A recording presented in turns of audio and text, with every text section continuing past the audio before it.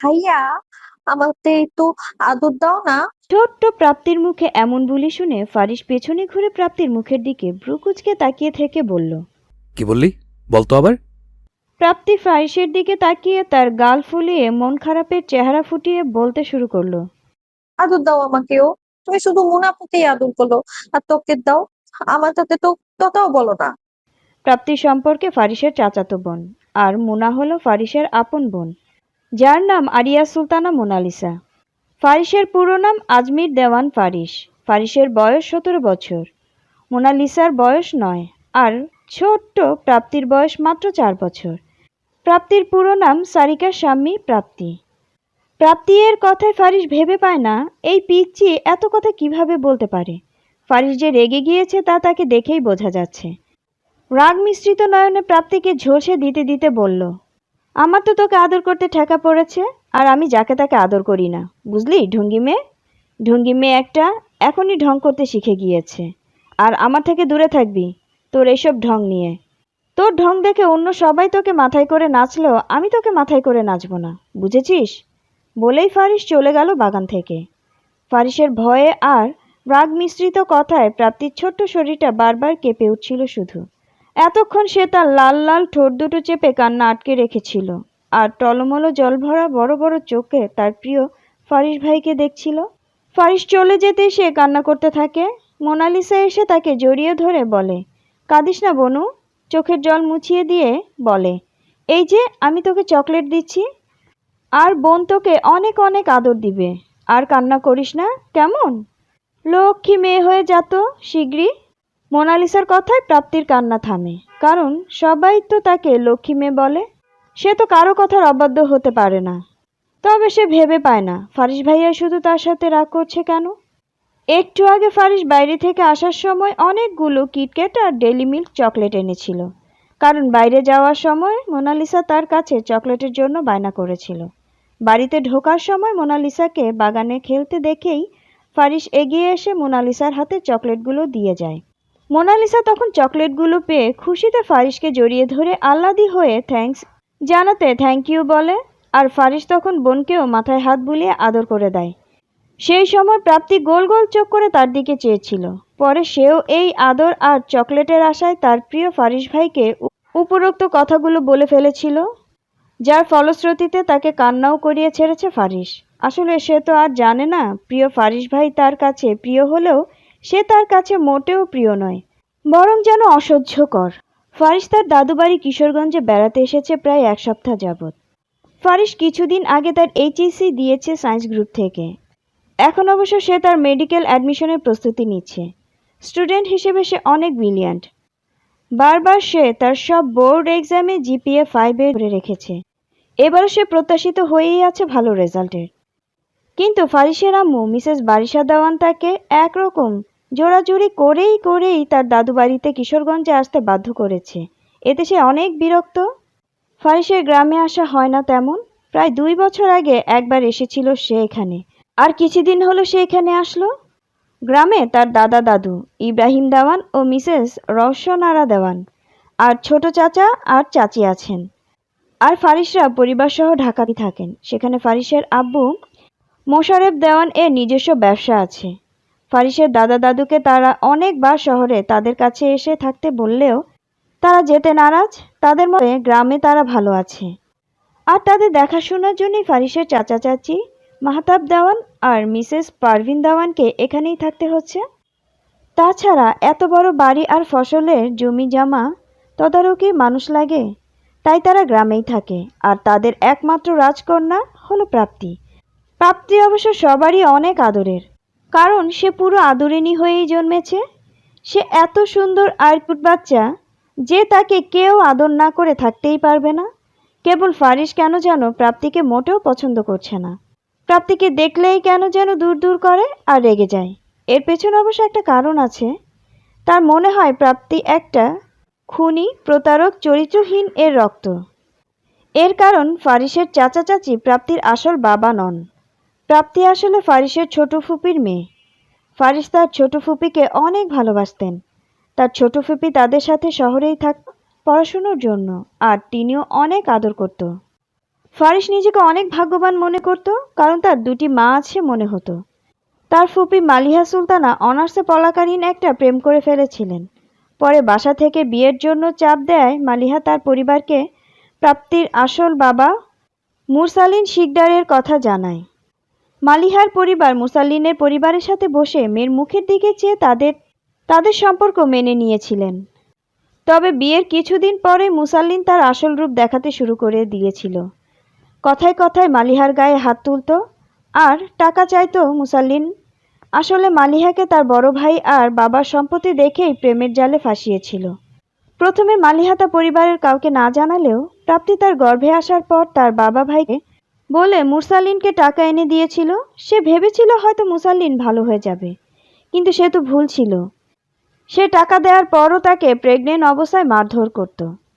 প্রাপ্তির জন্মের 1 মাসের মাথায় প্রাপ্তির বাবা দ্বিতীয় বিয়ে করে ফেলে আর বউ নিয়ে ঘরে তুলেছিল। মালিহা প্রতিবাদ করায় তাকে মারধর করে বের করে দিয়েছিল। মালিহা প্রাপ্তিকে কোলে নিয়ে বেরিয়ে গিয়েছিল বাবার বাড়ির উদ্দেশ্যে, কিন্তু বিধাতা হয়তো তার জীবনের সমাপ্তি এই পর্যন্তই লিখে রেখেছিল। মালিহা প্রাপ্তিকে বাঁচাতে গিয়ে অনেক আঘাত পেয়েছিল। মালিহাকে হাসপাতালে নেয়ার পর তার পরিবারের সবাই তার অ্যাক্সিডেন্টের কথা শুনে ছুটে গিয়েছিল। মালিহা মৃত্যুর আগে তার বুকের মানিককে তার ছোট ভাই ভাবির হাতে তুলে দিয়েছিল। মৃত্যু একমাত্র স্বাভাবিক কার্যক্রম, আর বাকি সবই যেন অস্বাভাবিক। আমরা একটু পরে কি করব, বেঁচে থাকবো কি না, এই সম্পর্কে আমরা নিশ্চিত নই, কিন্তু একটু পরেই মৃত্যু গ্রহণ করতেও পারি এই সম্পর্কে সবাই যেন নিশ্চিত। মৃত্যু স্বাদ গ্রহণ করতেই হবে এই সম্পর্কে আমরা নিশ্চিত। মালিহাকেও তাই তো তার বুকের মানিক রেখে সম্পর্কের সব বাধা ভেঙে চলে যেতে হয়েছে। তার শেষ ইচ্ছে তার বুকের মানিককে যেন সবাই আগলে রাখে, তার যেন কোনো কষ্ট না হয়।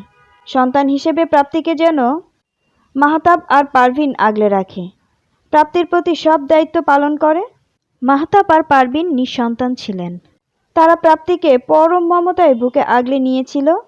তারা যেন ছোট্ট প্রাণটিকে ঘিরে নতুন করে স্বপ্ন বোনার দিশা পেয়েছিল, আর ছোট্ট প্রাপ্তির জুটে ছিল নির্ভরযোগ্য আশ্রয়। প্রাপ্তির সেই সবই অজানা। সে তো শুধু জানে সে সবার আদরের ছোট্ট পরী। পুরো বাড়ি সে মাতিয়ে রাখে তার হইচই হুল্লোড়ে। মাহতাবের কাছে শত বায়না নিয়ে হাজির হয়। দাদা দাদির জন্য সে বিনোদনী হয়ে এসেছে, প্রাপ্তিকে নিয়েই তাদের সময় কাটিয়ে দেয়। আর পারভিন তো মেয়ে বলতে অজ্ঞান। ফারিসের বাবা মাও প্রাপ্তিকে অনেক স্নেহ করে নিজের মেয়ের মতো। ফারিস, তুমি কোথায়? প্রাপ্তিকে কেন বকেছ? ফারিস তার রুমে বসে ল্যাপটপে ফিজিক্সের ইম্পর্টেন্ট নোট দেখছিল। মায়ের কথায় চোখ তুলে তাকায়। সে বুঝতে পারে না এই পিচিটার এত গুরুত্ব কেন সবার কাছে, আর এখন থেকে এই পিচিটা কেমন সবাইকে তার কথায় নাচাচ্ছে। যত সব ঢং মেটার। আম্মু শোনো, আমি এই মেয়েকে কিছু করিনি, আর ওই ঢঙ্গিটাকে যেন আমার সাথে কথা বলতে আমার আশেপাশে না দেখি। ফারিসের কথা শেষ হওয়ার সাথে সাথে বারিশার ছেলের গালে ঠাস করে চড় বসিয়ে দেয়। আমি তোমাকে এই শিক্ষা দিয়েছি, একটা ছোট বাচ্চার সাথে কি ব্যবহার করতে হয় তাও জানো না, বেয়াদব ছেলে। গ্রীষ্মের জানান দিচ্ছে প্রকৃতি জুড়ে। অতিরিক্ত তাপমাত্রায় জনজীবনের প্রায় দুর্বিষহ করে তুলেছে। সূর্যের অতিরিক্ত তাপমাত্রায় আকাশটা যেন গাঢ় নীল রং এর চাদরে ঢেকে গেছে। গাছপালাতেও কোনো নড়াচড়া লক্ষ্য করা যাচ্ছে না। পরিবেশটা কেমন যেন থম মেরে আছে। অতিরিক্ত গরমে সাধারণ নিম্নমানের মানুষদের জীবনে আরও কষ্টকর বানিয়ে তুলেছে। প্রকৃতিতে যেন সজীবতা কোমলতা কমে যাচ্ছে। প্রাপ্তিকে তার মা পারভিন গোসল করিয়ে বিড়াল হাফ প্যান্ট পরিয়ে গায়ে আইসকুল পাউডার লাগিয়ে দিয়েছে। প্রাপ্তি নিচে ড্রয়িং রুমে বসে আছে। তার গায়ে অনেক ঠান্ডা ঠান্ডা আরাম লাগছে। সোফায় এক কোনায় বসে সে মোটু পাতলু দেখছে। প্রাপ্তির হাতে একটা কাঠি লাগানো সবুজ রঙের লেমন আইসক্রিম, যেটা সে চুষে চুষে খাচ্ছে আর টিভি দেখে হাসছে, আর একটু পর পর তার জিহ্বা বের করে উল্টে দেখছে। ফারিস তার রুমে আছে। সে অনেক কষ্টে নিজের রাগটাকে কন্ট্রোল করে রেখেছে। এই মেয়েটার জন্য তার আম্মু তার গায়ে হাত তুলেছে, তাকে বেয়াদব বলেছে।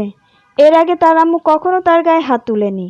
সে বুঝতে পারে না পিচ্চি একটা মেয়ে এত সব কাণ্ড ঘটাতে পারে। তার আবার মেজাজ গরম হয়ে উঠেছে। সে দ্রুত চলে গেল শাওয়ার নিতে। কিছুক্ষণ পরে সে একটা কালো ট্রাউজার আর সাদা টি শার্ট পরে চুল মুছতে মুছতে বেরিয়ে এলো।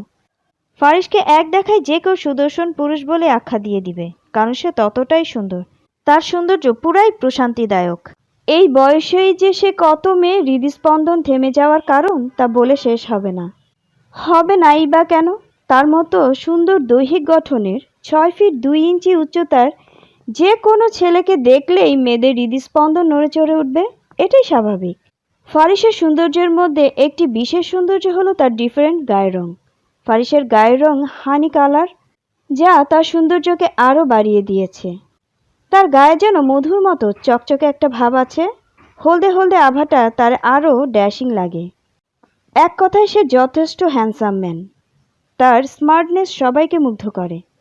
ফারিসের চোখ জোড়া হালকা বাদামি রঙের। সূর্যের আলো যখন তার চোখ জোড়ায় পড়ে তখন তার চোখ জোড়া গাঢ় বাদামি রং ধারণ করে, যেন উফ, একদম কিলার লুক। তার তাকানোতেই যেন সবাই কুপোকাত। তার চুলগুলো দেখলে মনে হয় যেন অতিরিক্ত কালো রঙের। কি চুলগুলো তার কপালে ছড়িয়ে মাঝে মাঝে চোখের উপর এসে পড়ে। পুরো কলেজের ক্রাশ বয়সে। কত শত মেয়ে এই বয়সেই তার জন্য কত পাগলামি করেছে তার শেষ নেই। তবে সেই ড্যাশিং ম্যান সর্বদা নিজের মর্জিতেই চলে। পড়াশোনা, খেলাধুলা এর বাইরে সে তার সময় অযথা কথায়ও নষ্ট করতে পছন্দ করে না। ফারিস দেখলো তার রুমে ঠান্ডা পানি রাখা নেই। ফারিস ফ্রিজ থেকে ঠান্ডা পানি নেয়ার জন্য নিচে নামতে থাকে। সিঁড়ি দিয়ে নামার সময় প্রাপ্তিকে দেখে বিড়াল প্যান্ট পরে পাউডার মেখে সাদা বিলাই হয়ে বসে আইসক্রিম খাচ্ছে। ঢঙ্গি একটা, মনে মনে বলে চলে গেল ফারিস ফ্রিজের কাছে। ফারিস ফ্রিজ খুলে ওয়াটার বোতল থেকে পানি পান করছিল, তখন প্রাপ্তি তার সামনে এসে জিভাটা বের করে ফারিসকে দেখিয়ে বলল, ভাইয়া দেখতো আমার দিবা তুবু দইতে। ফারিসের দৃষ্টি প্রাপ্তির জিহ্বার উপর স্থির হলো, যা আইসক্রিম খাওয়ার জন্য আইসক্রিমের সবুজ রং লেগে সবুজ বর্ণ হয়ে আছে। ফারিসের চোখ মুখ কুঁচকে এলো। তুই আবার আমার সামনে এসেছিস? তোর জন্য আম্মু আমার গায়ে হাত তুলেছে আজকে। এখন যদি আমি তোকে মারি, কি করবি তুই?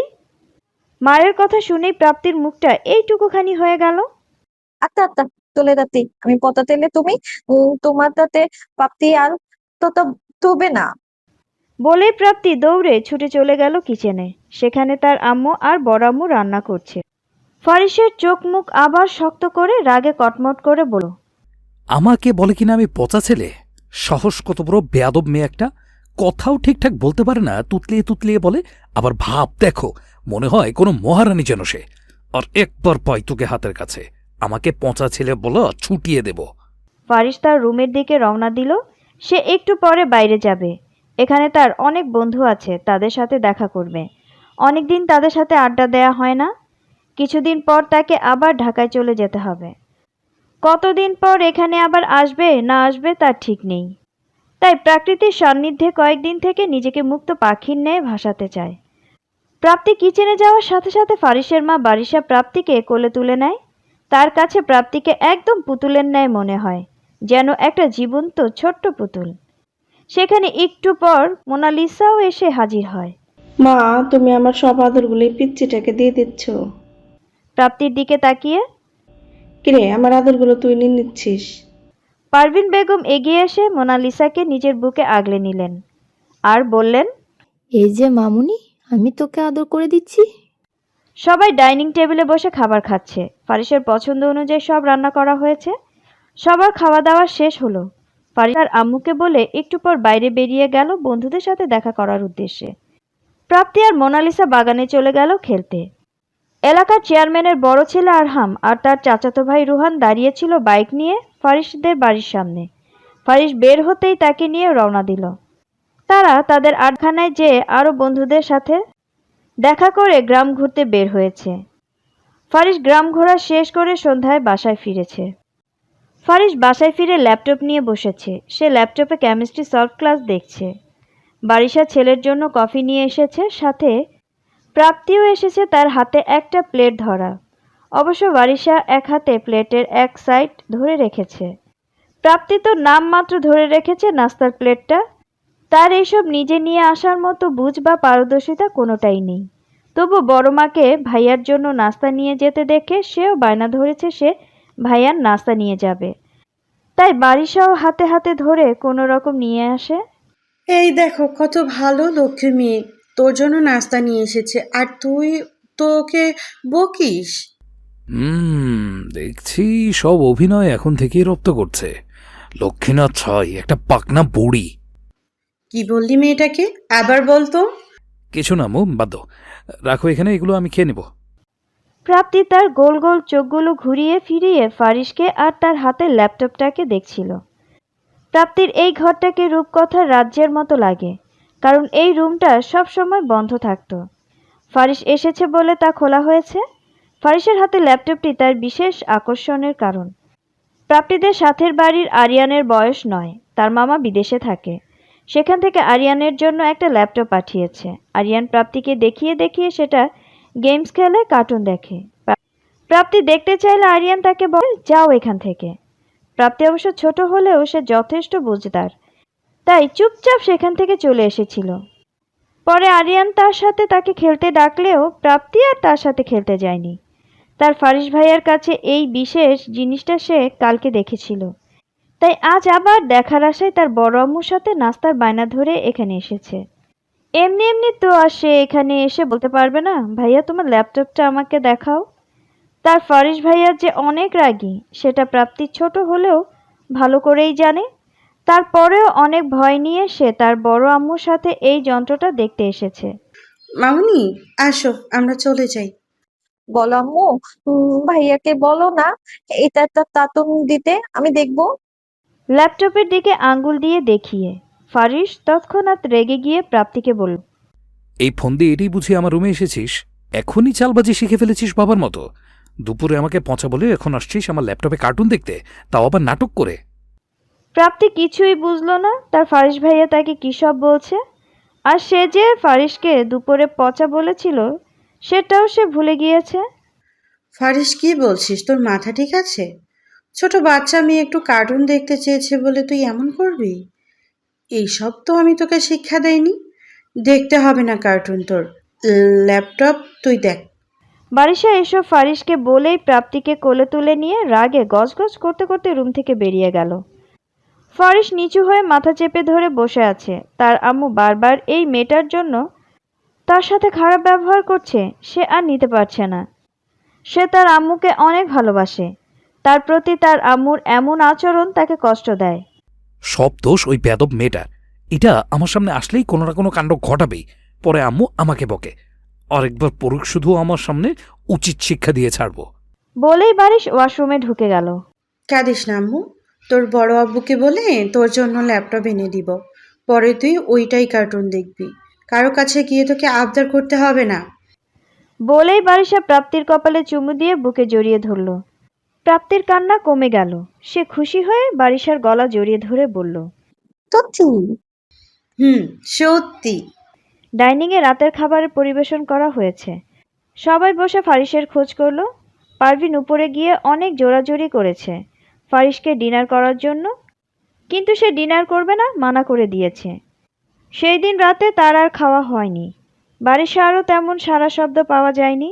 এমনিতেই ফারিস না খেলে তিনি পুরো বাড়ি মাথায় তুললেও তখন ফারিসের মা খাওয়া নিয়ে একটি কথাও বলেননি।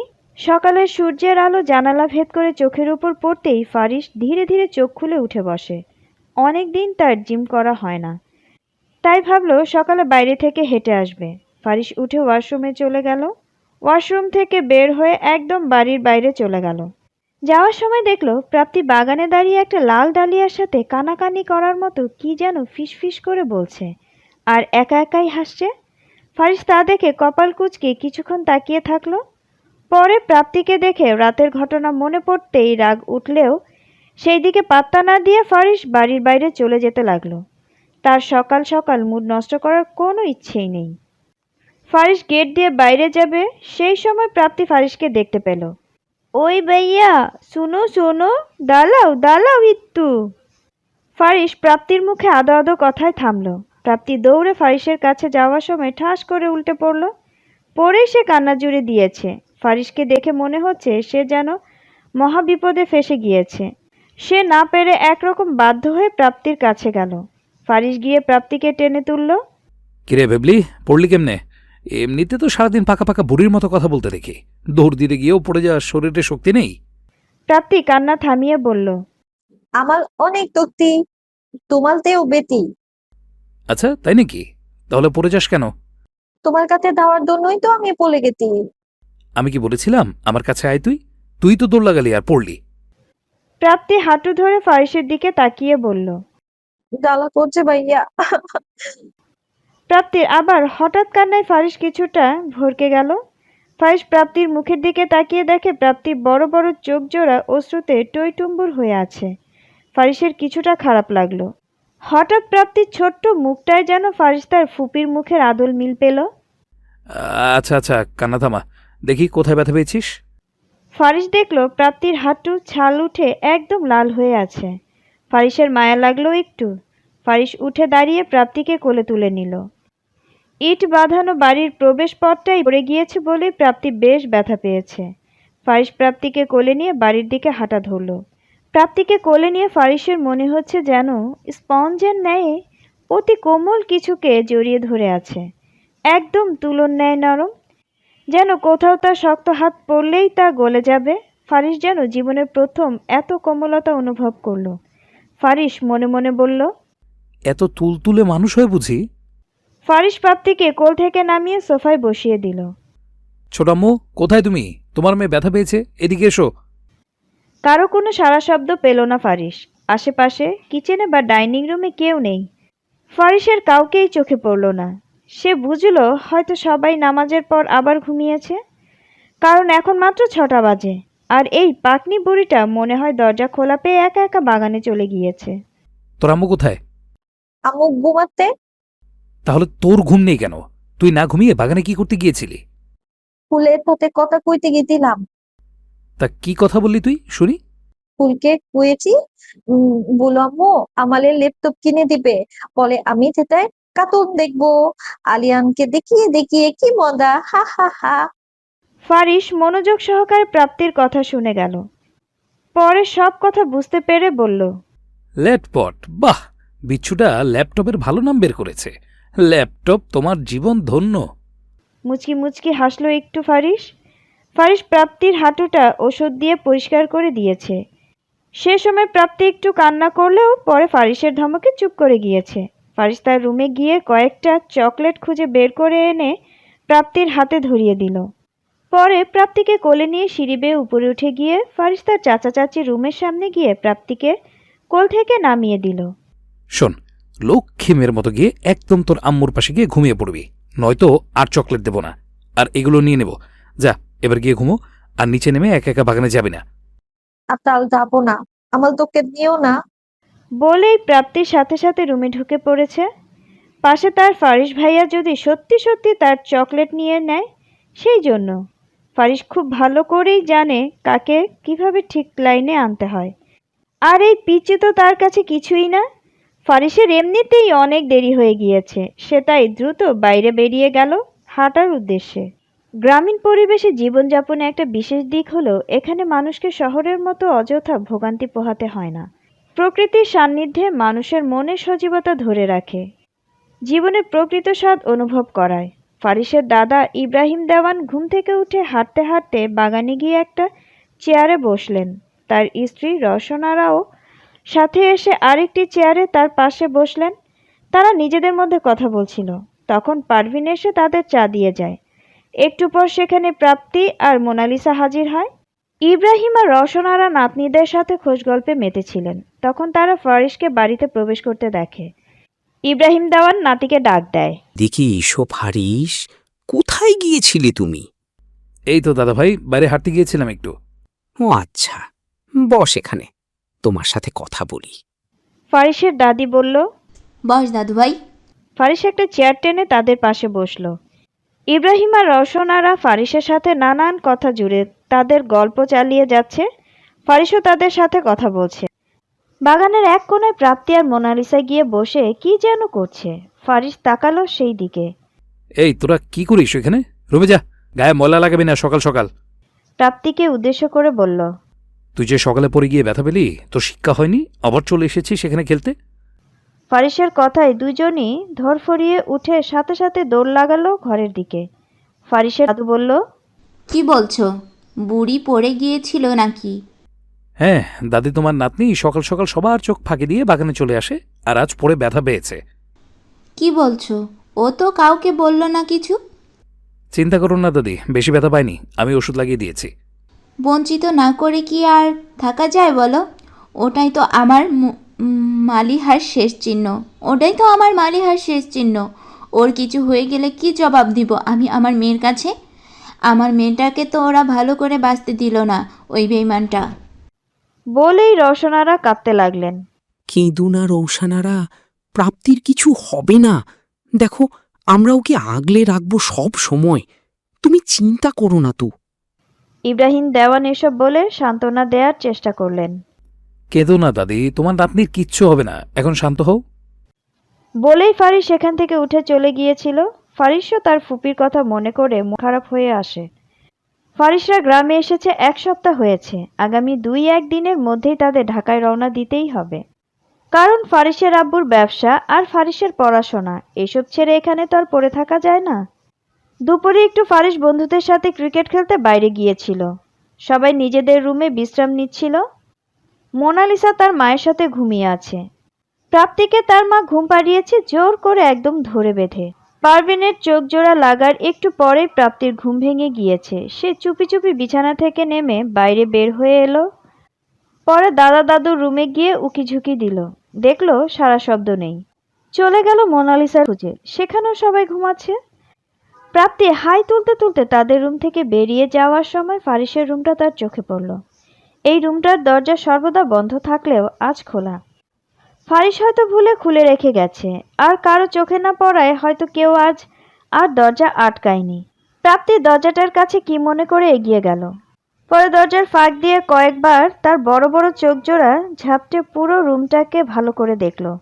ফারিস যে নেই রুমে তা সে বুঝতে পেরেছে। সে গুটি গুটি পায়ে প্রবেশ করলো ফারিসের রুমে। রুমে ঢুকে সে পুরো রুমটাকে কয়েকবার চোখ বুলিয়ে দেখে নিল। প্রাপ্তির দৃষ্টি আটকে গেল তার একটি কাঙ্ক্ষী জিনিসের উপর। সে সেই দিকে দৃষ্টি রেখেই বিছানার দিকে এগিয়ে গেল। তারপর বিছানায় অনেক কষ্টে উঠে বসল। পরে হাত বাড়িয়ে অনেক কষ্টে তার কাঙ্ক্ষিত জিনিসটি নিজের কাছে নিয়ে এলো। সে খুশিতে আত্মহারা হয়ে গেল। তার হাতে ফারিসের ল্যাপটপ। সে মনে মনে এটাই কার্টুন দেখার প্ল্যান করেছে। ল্যাপটপ ল্যাপটপ, কি মজা, আমি কার্টুন দেখবো এখন। প্রাপ্তির চোখগুলো বড় বড় করে তাকিয়ে কথাগুলো বলল। অনেক কষ্টে ল্যাপটপটাকে 2 হাতে টেনে খুলল, কিন্তু এখানে তো কার্টুন দেখাচ্ছে না। তাই সে 2 হাতে ল্যাপটপের কিবোর্ড চাপাচাপি করতে থাকে, কিন্তু অন করার বাটন কোনটা সে তো আর জানে না, তাই সে অন করতে পারছে না। তার মাথায় বুদ্ধি এলো সে এটা নিয়ে তার আম্মুকে বলবে তাকে এইটা কার্টুন এনে দিতে। এই জন্যেই সে ল্যাপটপটা নিয়ে অনেক কষ্টে বিছানায় উঠে দাঁড়ালো। যেই বিছানা থেকে নামতে যাবে তখনই ল্যাপটপটা ঠাস করে তার হাত ফসকে পড়ে গিয়েছে।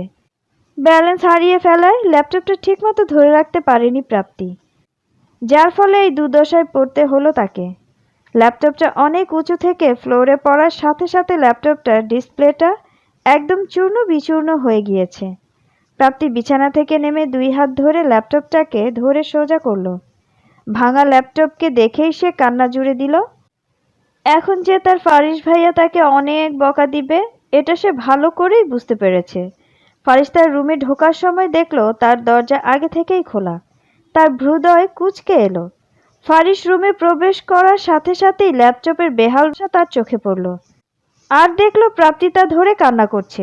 ফারিস রাগে তৎক্ষণাৎ চল শক্ত করে ফেলল।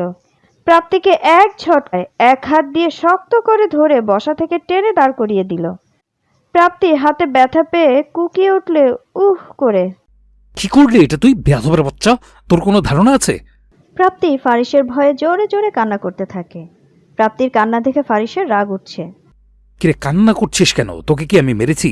সবাইকে দেখাতে চাস না যে আমি তোকে মারি? মুখ একদম বন্ধ কর বলছি।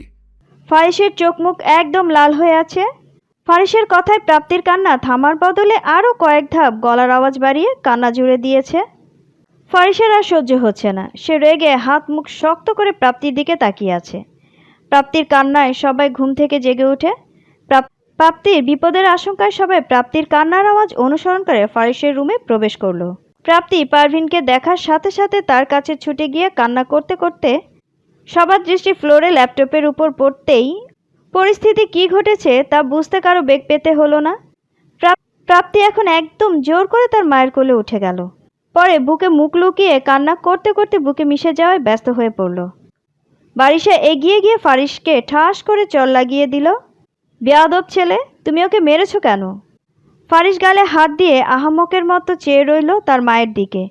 কি বলছে এসব তার মা? সে কখন প্রাপ্তিকে মারলো? সে তো শুধু একটু ধমক দিয়েছিল। মারলো কখন? এই মেয়েটাই তো তাকে দেখে নাটক করতে করতে পুরো বাড়ি মাথায় তুলেছে। সে তো কিছুই করেনি। বারিশা আবার চড় মারার জন্য উদ্যত হতেই ইব্রাহিম তাকে থামালো।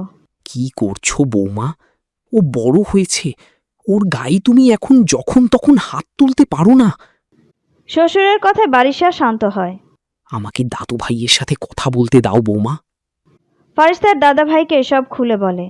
আর এও বলে সে প্রাপ্তির গায়ে মোটেও হাত তুলেনি, সে শুধু একটা ধমক দিয়েছিল, তাতেই পুরো বাড়ি মাথায় তুলেছে। ফারিসের প্রচণ্ড বিরক্ত লাগছে। এটা তার পছন্দের ল্যাপটপ ছিল। তার মামা বিদেশ থেকে গত জন্মদিনে তার জন্য উপহার হিসেবে পাঠিয়েছিল এটা। তাছাড়া তার পড়াশোনার ইম্পর্ট্যান্ট অনেক নোট ছিল ল্যাপটপে।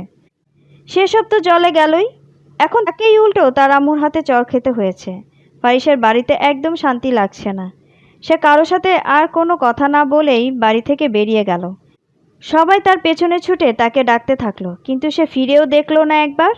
এখানে এসে এসবের সম্মুখীন হতে হবে জানলে সে কখনোই এখানে আসতো না। সব দোষ ওই বিচ্ছু মেয়ের। নিজেই আমার ল্যাপটপকে ভেঙে এমন নাটক করলো যেন আমি তাকে কত মার মেরেছি। নাটকবাজ মেয়ে একটা।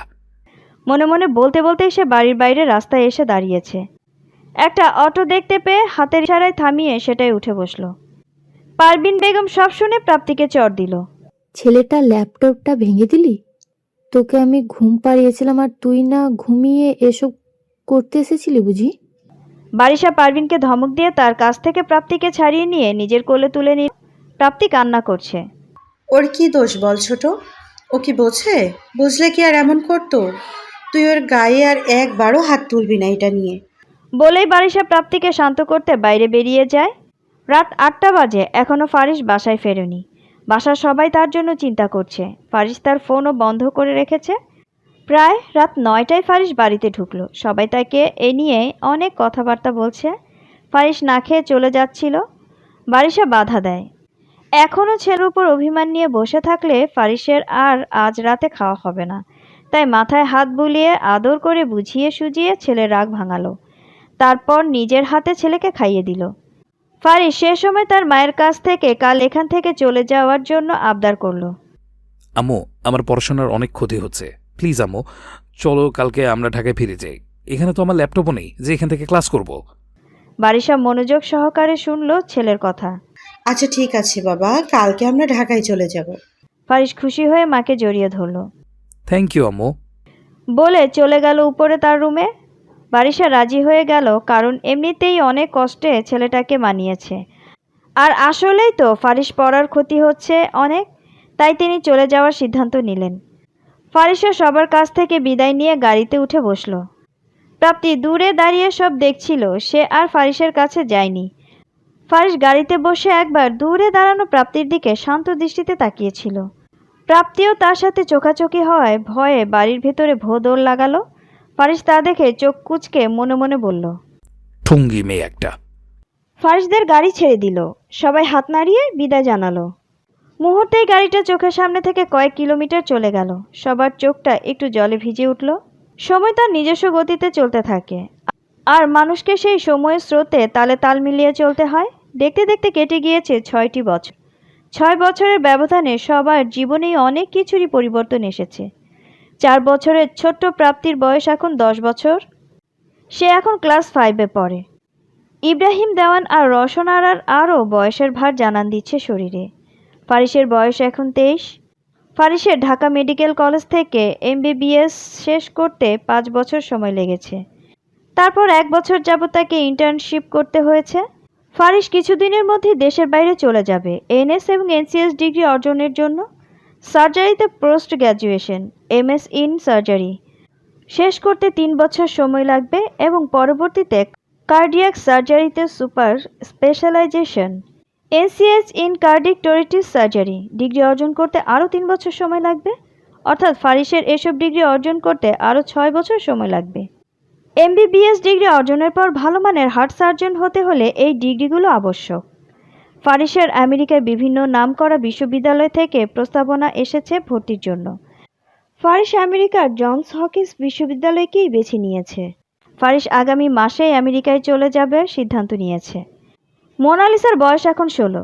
সে ইন্টার ফার্স্ট ইয়ারের মানবিক বিভাগের ছাত্রী। তার ভাইয়ের মতো অত পড়াশোনা নিয়ে এত হার্ডওয়ার্ক করতে পারে না। কোনো রকম একটা স্কুলের শিক্ষিকা হয়ে বাচ্চাদের পড়াতে চায় সে। ফারিস যদি আমেরিকায় চলে যায়, তার 6 বছরের আগে ভুলে দেশে আসবে না। বারিশার তা জানা আছে, তাই ফারিসকে বলল, চলে যাবার আগে আমরা সবাই বাড়ি থেকে একটু ঘুরে আসি চলো। এমনিতেই তোমার দাদা দাদুর শরীর সবসময় অসুস্থ থাকে। ফারিস কোনো কথা বলল না, চুপচাপ শুনে গেল। সে 6 বছর আগে গ্রাম থেকে এসেছিল, আর যায়নি। সবাই গেলেও সে আর যায়নি। অবশ্য তার দাদা দাদি আর চাচা চাচিও তাকে মেডিকেলের চান্স পাওয়ার খুশিতে, আবার ফারিসের MBBS ডিগ্রি অর্জনের খুশিতে অনেকবার এসেছিল এখানে। সাথে প্রাপ্তিও এসেছিল, তবে ফারিস সবসময় তার থেকে দূরে দূরে ছিল। ফারিস কিছু একটা ভেবে যাওয়ার জন্য মত দিল। তাছাড়া অনেক দিনের ব্যাপার, সবাইকে দেখে যাওয়া উচিত তার। এমনিতেই দাদা দাদুর এই বয়সে একটার পর একটা অসুখ লেগেই থাকে। তাছাড়া ফারিসও তাদের অনেক ভালোবাসে। ফারিসদের গ্রামের নাম মঙ্গলবাড়ি, কিশোরগঞ্জ জেলার কাপুন্দিয়া উপজেলায় অবস্থিত। এখানে লিচু গাছের আধিক্য অনেক। ফারিসা বিকেল 4টা নাগাদ সেখানে পৌঁছলো। ফারিসদের দেখে বাড়ির সবাই এগিয়ে তাদের ভেতরে নিয়ে গেল। ফারিস আর মোনালিসা তার দাদা দাদুকে সালাম দিয়ে জড়িয়ে ধরল। মোশাররফ দেওয়ান আর বারিশাও তাদের শারীরিক অবস্থা জানতে চাইল। পারভিন আর মাহতাবের সাথে কিছুক্ষণ কথাবার্তা বলল তারা। ফারিসকে বাদে সবাই প্রাপ্তিকে দেখতে না পেয়ে বিচলিত হয়ে তার কথা জানতে চাইল। ওর বিকেলে একটা কোচিং আছে, সেখানেই গিয়েছে, এক্ষুনি চলে আসবে, পারভিন জানালো তাদের।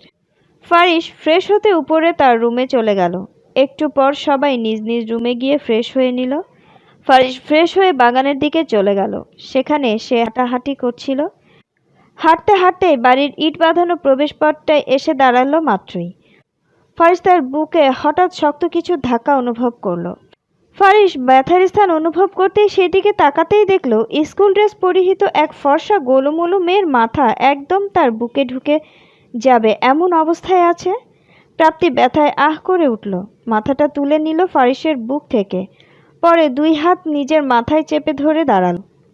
মাথায় হাত দিয়ে ফারিসের দিকে চোখ তুলে চাইল। সাথে সাথেই প্রাপ্তির চোখ বড় হয়ে গেল। আরে এইটা সে কার সামনে পড়ল? এইটা তো তার রাগী ডাক্তার ভাই। প্রাপ্তি তার ছোটবেলার কথা মনে না থাকলেও ফারিসকে মোটামুটি ভালোই চিনে, কারণ 1 বছর আগে ফারিসের MBBS পাশের সময় প্রাপ্তি পরিবারের সবার সাথে ফারিসদের বাসায় গিয়েছিল। তখন সে লক্ষ্য করেছিল ফারিস সবার সাথে নিজ থেকে কথা বললেও তার সাথে কথা বলে না। তবে প্রাপ্তি ফারিসের সাথে সেখানে কয়েকবার ভাইয়া ভাইয়া বলে এটা সেটা জিজ্ঞাসা করত। ফারিস তাতে বিরক্ত হয়ে প্রাপ্তিকে অনেকবার চোখ রাঙিয়ে দিত। পরে সে নিজে থেকেই চুপ করে যেত। সেই থেকেই তার মনে গেঁথে গেছে তার এই ডাক্তার ভাইটা অনেক রাগী। আর সে সবার মুখে বড় হতে হতে শুনেছে সে নাকি 4 বছর বয়সে ফারিসের ল্যাপটপ ভেঙে দিয়েছিল। এরপর নাকি ফারিস ওই বাড়িতে আর আসেনি।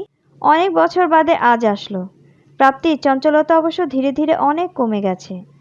এখন আর আগের মতো এটা ওটা নিয়ে বায়না ধরে না। প্রাপ্তির ধারণা সে ল্যাপটপ ভেঙেছিল বলেই মনে হয় তার উপর এখনও রাগ নিয়ে বসে আছে।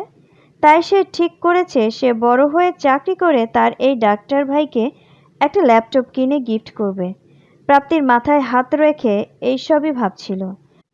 ফারিস প্রাপ্তিকে দেখে চিনতে কোনো অসুবিধে হয়নি। উন্মাদের মতো কোথায় ছুটছিলি? সামনে কেউ আছে না নেই তাও দেখতে পারিস না? ফারিসের কথায় প্রাপ্তি মাথা থেকে হাত সরিয়ে ফারিসের দিকে চোখ তুলে চাইল। তার মনে হচ্ছে তার ঘাড়টা বেঁকেই যাবে।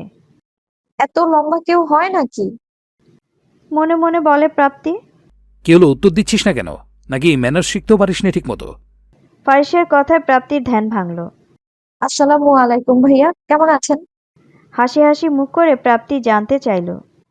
প্রাপ্তি এতক্ষণ পর সালাম দেয় ফারিস কিছুটা অপ্রস্তুত হয়ে পড়ল। ওয়ালাইকুম আসসালাম। কেমন আছেন প্রশ্নের উত্তরটা আর দিল না ফারিস। না, প্রাপ্তিকে উল্টো জিজ্ঞাসা করলো। তুই কেমন আছিস? প্রাপ্তিকে ফারিস উল্টো জিজ্ঞেস না করায় কিছুটা খারাপ লাগলেও তা প্রকাশ করলো না। প্রাপ্তি পরে নিজে থেকেই বলতে লাগলো, ভাইয়া, আমি বাড়িতে ঢোকার সময় দাঁড়ানো গাড়িটা দেখে বুঝতে পেরেছিলাম আপনারা এসেছেন। তাই এক্সাইটেড হয়ে দৌড়ে যাওয়ার সময় আপনাকে লক্ষ্য করতে পারিনি। সরি ভাইয়া। বলেই প্রাপ্তি চলে গেল। প্রাপ্তি কিছুটা দূরে চলে গেলে ফারিস তার বুকের ব্যথা পাওয়ার জায়গাটায় হাত চেপে প্রাপ্তির যাওয়ার দিকে ঘুরে তাকালো। তখন প্রাপ্ত ঘুরে ফারিসের দিকে তাকালো। তখন দুজনের চোখাচোখি হলে ফারিস ভ্রু কুঁচকে ইশারায় বোঝালো কি। প্রাপ্তি তার লক্ষ্য করে মাথা নাড়িয়ে বোঝালো কিছু না। প্রাপ্তি বাসায় ঢুকেই সবাইকে বসার রুমে পেয়ে গেল। সে দৌড়ে গিয়ে মোনালিসাকে জড়িয়ে ধরল। আপনি কেমন আছো তুমি? মোনালিসা প্রাপ্তিকে জড়িয়ে ধরে কপালে চুমু দিল। ভালো আছিস? কতদিন পর দেখলাম তোকে। তুই কেমন আছিস বুড়ি? কত বড় হয়ে গেছিস তুই। আলহামদুলিল্লাহ, আপনি ভালো। তোমাদের দেখে আমার এখন আরো ভালো লাগছে। বড় বউ কেমন আছো তুমি? এই তো ভালো আছি আম্মু, তুমি কেমন আছো? ভালো আছি বড় বউ। বারিশা রান্নাঘরে পারভিনের সাথে কথা বলছিল। প্রাপ্তির গলার আওয়াজ শুনে বাইরে বেরিয়ে আসে। কি এটা? দেখি দেখি। আরে, এটা আমার ছোট্ট আম্মু নাকি? বারিশা প্রাপ্তিকে জড়িয়ে ধরে বলল, মাশাল্লাহ, আমার ছোট আম্মুটা কত বড় হয়ে গিয়েছে। কেমন আছো তুমি বড় আম্মু? এই তো ভালো আছি সোনা, তুমি কেমন আছো? ভালো আছি বড় আম্মু। বারিশ বাগানে হাঁটাহাঁটি করতে করতে পুকুরের পাড়ে গিয়ে দাঁড়ালো। পুরো পুকুর পুরোটা ইট বাঁধানো। পুকুরটা অনেক বড় সড়ও আছে। ফারিস গিয়ে ছায়ার মতো একটা বাঁধানো জায়গাটায় বসলো। সে ফোন বের করে ফেসবুক স্ক্রল করছে। সবাইকে রাতে একসাথে বসে ডিনার করার সময় অনেক আলাপ আলোচনা হাসাহাসি করলো। তারপর সবাই নিজ নিজ কক্ষে ঘুমোতে চলে গেল। সকালের পরিবেশটা কেমন আলাদা, সজীব কমলতা বজায় থাকে। সহজেই মনের মধ্যে প্রশান্তি নিয়ে আসে। প্রাপ্তিকে সকালবেলা ঘুম থেকে ডেকে তুলতে হয় পারভিনের। পারভিন সকালবেলা প্রাপ্তির রুমে গিয়ে দেখল দুই পা দুই দিকে দিয়ে চার হাত পা ছড়িয়ে পুরো বেড জুড়ে শুয়ে আছে প্রাপ্তি।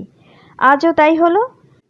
মেয়েকে উঠিয়ে নাস্তা করিয়ে তারপর টিফিন রেডি করে দিয়ে স্কুলে পাঠানোই নিত্যদিনের কাজ পারভিনের। প্রাপ্তি রেডি হয়ে সবার কাছে এসে বিদায় নিয়ে স্কুলে গেল। তার আজকের স্কুলে যাওয়ার কোনো ইচ্ছেই ছিল না, শুধু ক্লাস টেস্ট আছে বলেই যাচ্ছে। বিকেল 4টার দিকে প্রতিদিন স্কুলের পর কোচিং শেষ করে বাড়িতে ফিরে প্রাপ্তি। বাড়ি থেকে স্কুল কোচিং 15 মিনিটের রাস্তা, তাই সে হেঁটে হেঁটেই যায়। তার সাথে অবশ্য তার বান্ধবী আনিকা থাকে সবসময়। আজ আনিকার ক্লাস টেস্ট দিয়ে মাথা ব্যথার জন্য কোচিং না করে বাসায় চলে গিয়েছে। তাই প্রাপ্তিকে একা একা বাসায় ফিরতে হচ্ছে। মোড়ের দোকানের সামনে চেয়ারম্যানের বড় ছেলে আরহাম ও তার চাচাতো ভাই রোহান বসে আছে। তারা শুনেছে ফারিস বাড়িতে এসেছে। ফারিসকে কল দিয়ে দেখা করতে বলে তারা মোড়ের দোকানে এসে বসেছে। তাদের দুজনেরই পড়াশোনা শেষ। দুইজনই ঢাকা বিশ্ববিদ্যালয় থেকে ইংরেজি সাহিত্যে অনার্স শেষ করেছে। এখন হয়তো জবের জন্য প্রিপারেশন নিচ্ছে। মোড়ের দোকান থেকে প্রাপ্তিদের বাড়ি 5 মিনিটের রাস্তা। প্রাপ্তিকে দোকানের সামনে দিয়ে মাথা নিচু করে একা একা যেতে দেখে ডাক দিল আরহাম। এই পিসি শালিকা, এদিকে আসো। প্রাপ্তি এই পিচ্চি শালিকার সম্বোধনটি শুনেই আর বুঝতে বাকি রইল না কে তাকে ডেকেছে। আরহাম তাকে ছোট থেকেই পিচ্চি শালিকা বলে ডাকে, কিন্তু কেন ডাকে সে তা বুঝতে পারে না। আরহাম তাকে দেখলেই পথ আটকে পিচ্চি শালিকা বলে ছোট থেকেই আইসক্রিম, চকলেট এটা সেটা কিনে দেয়। আর মাঝে মধ্যে মোনালিসার কথা জিজ্ঞেস করত। প্রাপ্তি মাঝে মাঝে অবশ্য বিরক্ত লাগতো তার নাম ধরে না ডেকে এইভাবে পিচ্চি শালিকা বলায়। গরমে প্রাপ্তির নাকমুখ লাল হয়ে আছে। সে ভাবল আজ সাড়া না দিয়ে না শোনার ভান ধরে চলে যাবে। তাই না শোনার ভান করে মাথা নিচু করে চলে যাচ্ছিল প্রাপ্তি। প্রাপ্তিকে চলে যেতে দেখে আরহাম দৌড়ে বেরিয়ে পথ আটকালো। আরে শালিকা সাহেবেরা, দাঁড়াও দাঁড়াও, এত তারা কিসের? আমার কথা শুনছো না দেখি? আরহামের কথায় থামলো প্রাপ্তি। ভাইয়া, আসলে অনেক গরম লাগছিল তো তাই বাড়ি যাওয়ার তাড়াই লক্ষ্য করিনি। ও আচ্ছা, তাই হেঁটে যাচ্ছ কেন? রিস্কায় চলে যেতে। সমস্যা নেই, চলে যেতে পারবো ভাইয়া।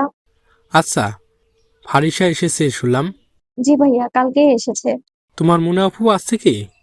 জি ভাইয়া, আপুও এসেছে। ও আচ্ছা, শোনো তুমি দাঁড়াও একটু, আমি আসছি। বলে আরহাম দোকানের দিকে গেল।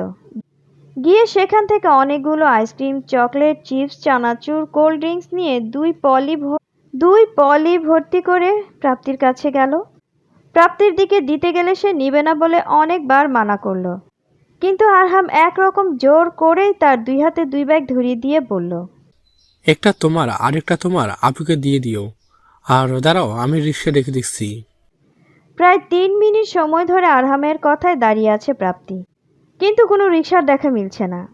প্রাপ্তির এখন মাত্রা অতিরিক্ত গরম লাগছে এই রোদে দাঁড়িয়ে।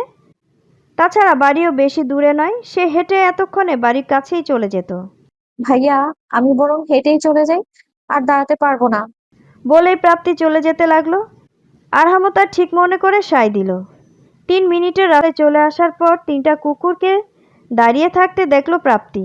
সে ভয়ে ভয়ে আল্লাহ আল্লাহ করে কুকুরদের পাশ কাটিয়ে যাওয়ার সময় লক্ষ্য করলো কুকুরগুলো তার হাতের ব্যাগ দুটোর দিকে তাকিয়ে আছে।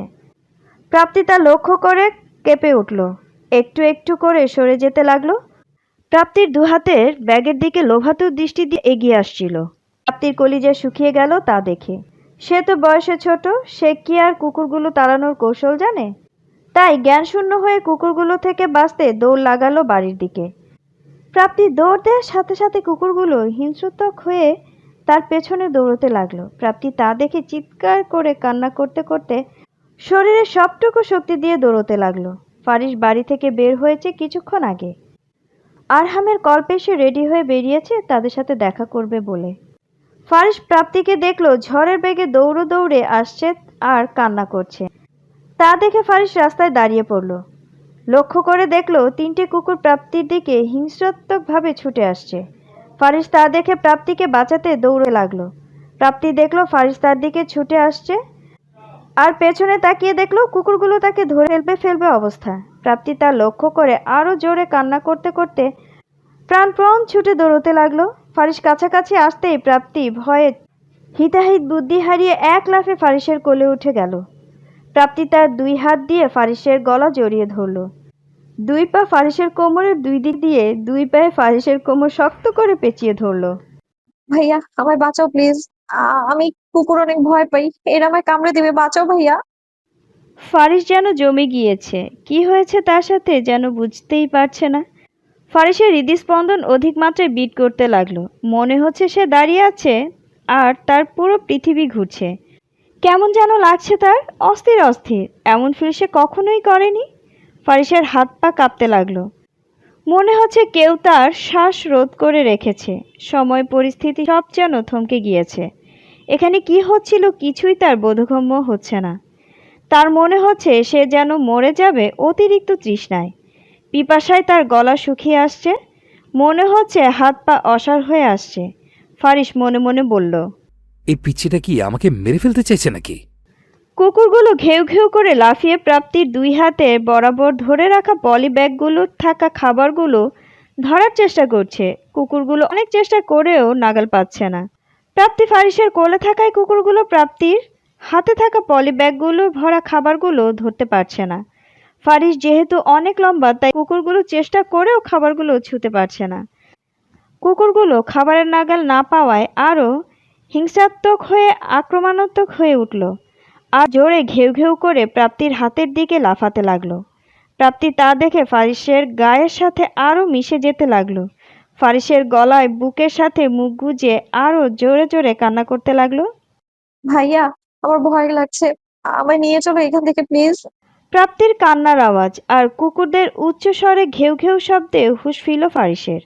ফারিস লক্ষ্য করলো কুকুরগুলো প্রাপ্তির হাতের পলি ব্যাগে রাখা খাবারগুলোর দিকে লাফাচ্ছে। ফারিস বুঝতে পারল কুকুরগুলো অতিরিক্ত ক্ষুধার্ত, তাই খাবারের সন্ধান পেয়ে তারা ছিনিয়ে নেয়ার জন্য এমন করছে।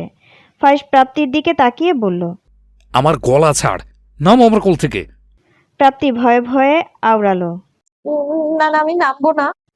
বলেই প্রাপ্তি ফারিসের গলা 2 হাতে আরো শক্ত করে জড়িয়ে ধরল। ফারিসের যেন হাঁসফাঁস লাগছে, কি করছে এই পিচি মেয়েটা। ফারিস বুঝতে পারল যতক্ষণ এই কুকুরগুলো এখানে আছে তখন প্রাপ্তি তার কোল থেকে নামবে না, তাই আগে কুকুরগুলো সরাতে হবে। ফারিস হাত বাড়িয়ে প্রাপ্তির হাত থেকে একটা পলিব্যাগ নিল। সেটা থেকে একটা বিস্কিটের প্যাকেট বের করে নিল। কয়েকটা বিস্কিট কুকুরগুলো দেখিয়ে একটু দূরে ছুঁড়ে দিল।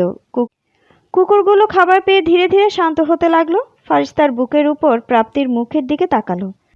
এবার নাম আমার কোল থেকে। প্রাপ্তি ভয়ে ভয়ে বলল, না নামবো না আমি, কুকুরগুলো আমি আমি নামতেই আমার কাছে চলে আসবে আবার। ফারিস পড়ল মহাবিপদে। সে প্রাপ্তিকে কোলে নিয়েই আস্তে আস্তে হেঁটে কুকুরগুলো থেকে অনেকটা দূরে গিয়ে দাঁড়ালো। এখন নাম, নয়তো আছাড় মেরে নামিয়ে ফেলে রেখে যাবো রাস্তায়। প্রাপ্তি ভয় পেয়ে গেল।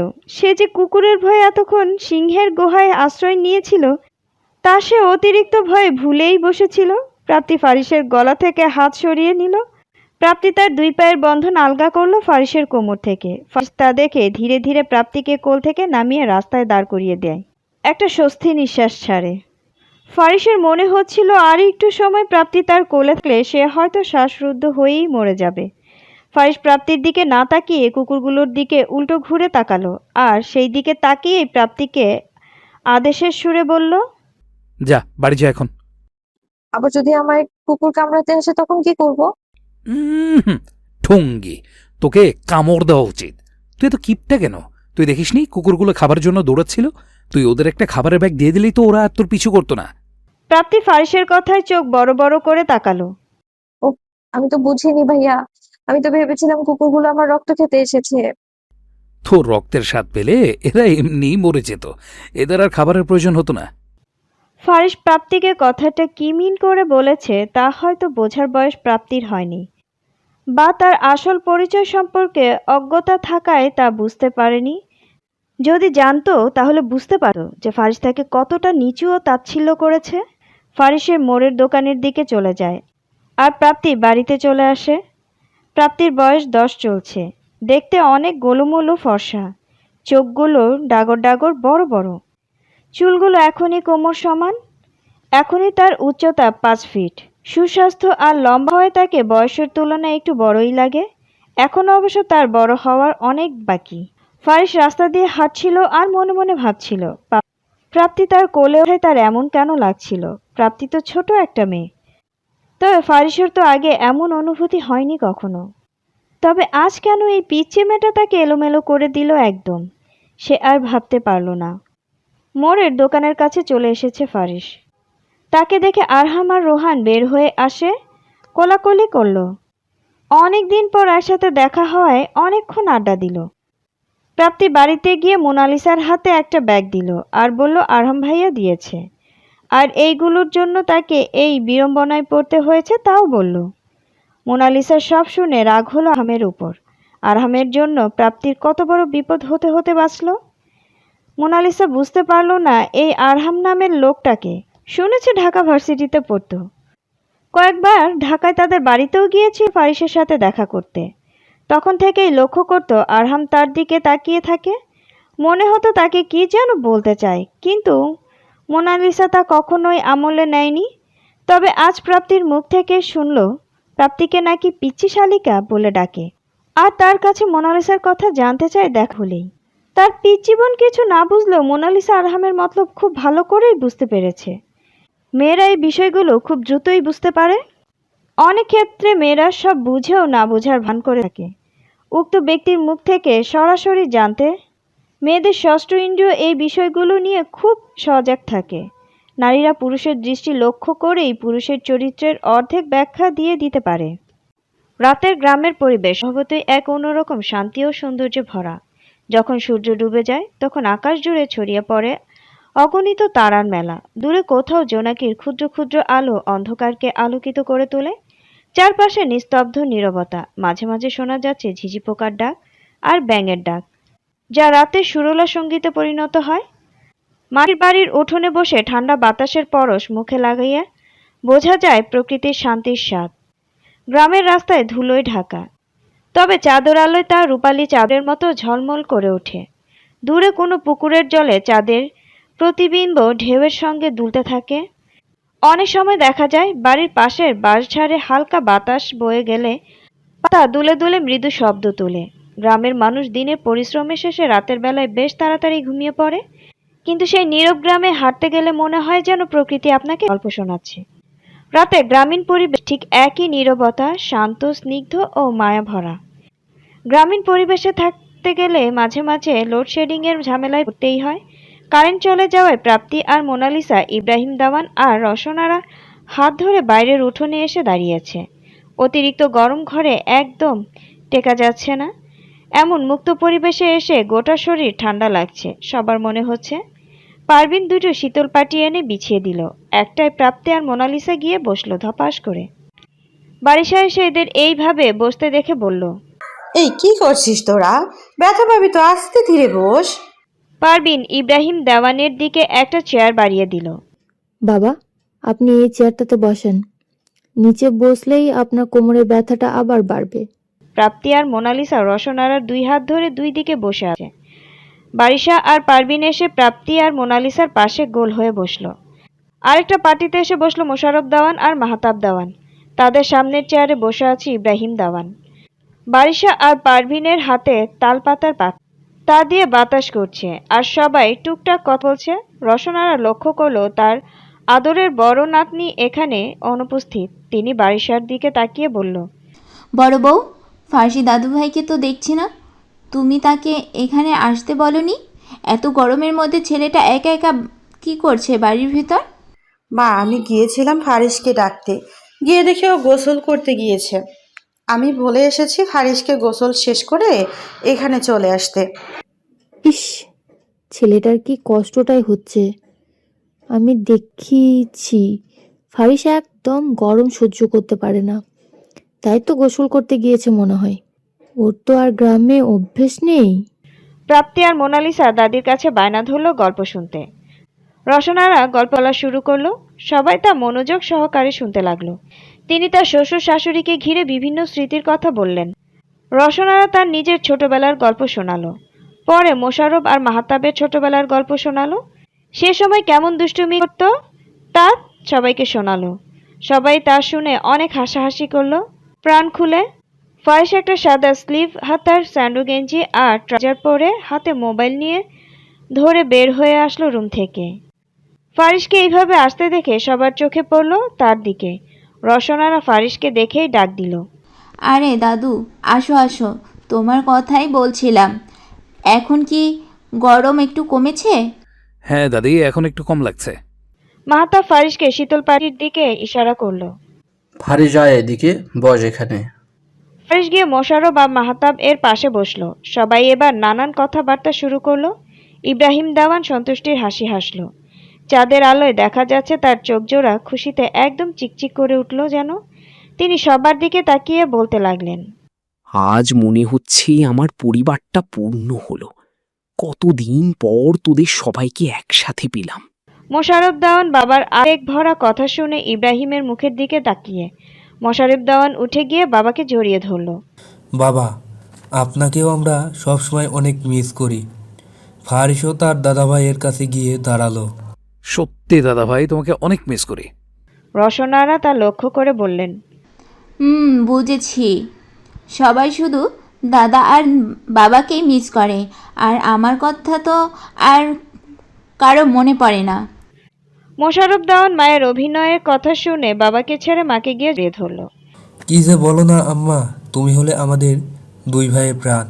তোমাকে আমার মনে পড়বে না? হয়েছে হয়েছে, বুঝেছি। দেখলি ফারিস, তোর দাদি কেমন হিংসুটে মহিলা, আমাকে কেমন হিংসা করে। ফারিস দাদা ভাইয়ের কথায় ঠোঁট এলিয়ে সামান্য হেসে দাদির কাছে গিয়ে দাঁড়ালো। ফারিস দাদির হাতটা নিজের মুঠোয় নিল।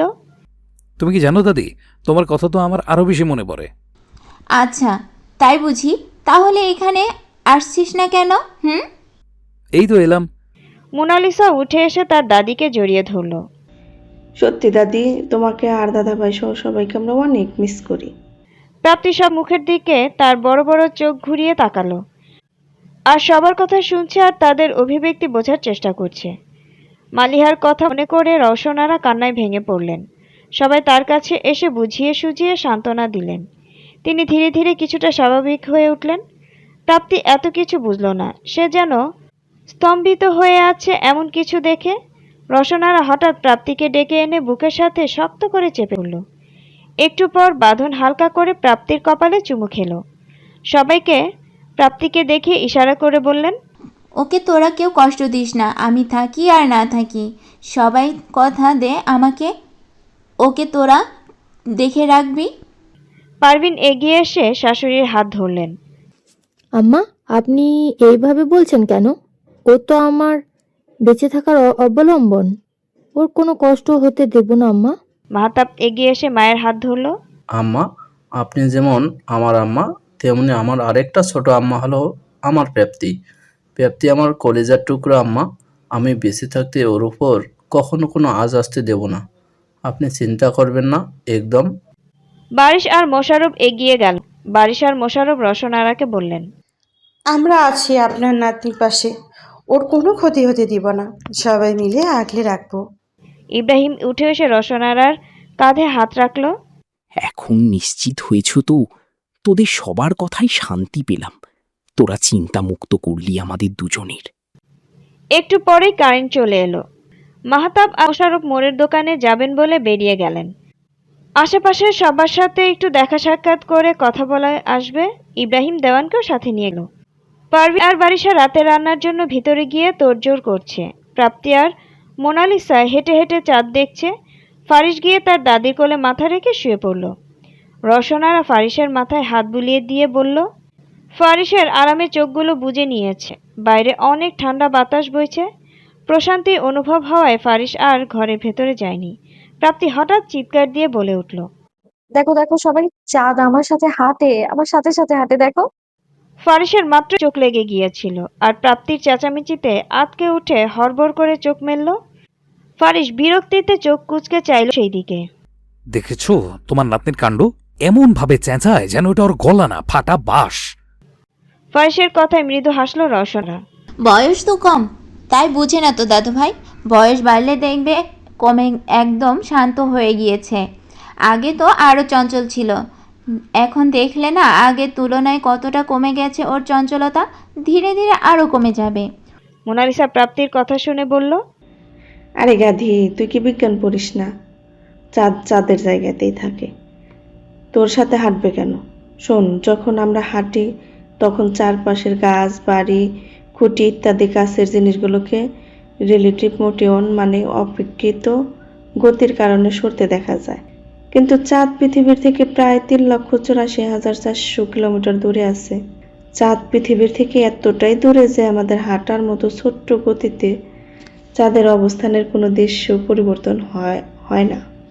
এই জন্য আমরা হাঁটলেও চারপাশের নিকটবর্তী জিনিসগুলো দ্রুত স্থান পরিবর্তন করে। কিন্তু তোর আর আমাদের খালি চোখে চাঁদকে একই জায়গায় স্থির মনে হয়, আর আমাদের চোখ ও মস্তিষ্ক সেটাই আমাদের সাথে চলছে বলে অনুভব করে। তাই তোর মনে হয় চাঁদ তোর সাথেই চলে। প্লিজ আপনি থামো থামো, আমার মাথা ঘুরছে, আমি এখনই এখানে শুয়ে পড়লাম। কেন, কি হয়েছে তোর? তুমি বিজ্ঞান ম্যাডামের মতো ভাষণ শুরু কেন করলে? এখন আমার মাথা ঘুরছে। মোনালিসা প্রাপ্তির কথায় হা হয়ে বসে পড়ল। এত কষ্ট করে বোঝানোর চেষ্টা করলো সে, আর তার কথা শুনে নাকি প্রাপ্তির মাথা ঘুরাচ্ছে। ফারিস প্রাপ্তি আর মোনালিসার বুঝিয়ে বলার কথাগুলো শুনছিল সব। ফারিস হাসতে হাসতে বলল, বোন আমার, কেন নিজের এনার্জি শুধু শুধু লস করছিস? বলদ দিয়ে কি কখনো হালচাল হয় শুনেছিস? বলেই ফারিস আবার হাসতে লাগলো। প্রাপ্তি বুঝলো তাকে বলদ বলে ফারিস মজা নিচ্ছে।